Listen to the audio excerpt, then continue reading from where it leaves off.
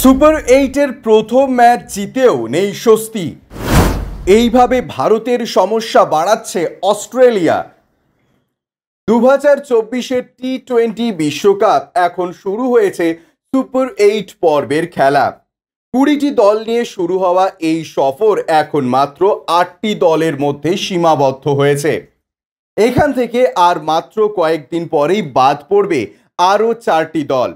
এদিকে সুপার এইটের point table ইতিমধ্যেই বেশ আকর্ষণীয় হয়ে উঠেছে। ভারতীয় দল আফগানিস্তানকে হারিয়ে জয়ের অভিযান অব্যাহত রাখলেও এরই মধ্যে অস্ট্রেলিয়া বাংলাদেশকে হারিয়ে দিয়ে তাদের নেট রান রেট ভালো জায়গায় নিয়ে গিয়েছে।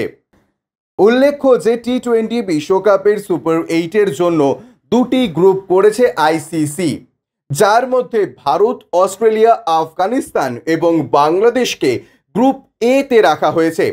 পাশাপাশি গ্রুপ বি তে রয়েছে ইংল্যান্ড, দক্ষিণ আফ্রিকা, ইউএসএ এবং ওয়েস্ট ইন্ডিজ। এমত অবস্থায় আমরা যদি গ্রুপ এর দিকে তাকাই, সেক্ষেত্রে দেখা যাবে যে ভারত এবং অস্ট্রেলিয়া উভয় ক্ষেত্রেই তাদের প্রথম ম্যাচ জিতেছে। এরপরেও অস্ট্রেলিয়া ওই গ্রুপে প্রথম স্থান দখল করে আছে। এর কারণ হলো নেট রান রেট। অস্ট্রেলিয়া একটি ম্যাচ জিতে 2 পয়েন্ট অর্জন করেছে। পাশাপাশি তাদের বর্তমান নেট রান রেট হলো 2.471। জানিয়ে রাখি, টিম ইন্ডিয়া সুপার এইটের প্রথম ম্যাচে আফগানিস্তানকে হারিয়ে 2 পয়েন্ট হাসিল করেছে। পাশাপাশি টিম ইন্ডিয়ার নেট রান রেট হলো 2.350। এর মানে হলো দলটি দ্বিতীয় স্থানে রয়েছে।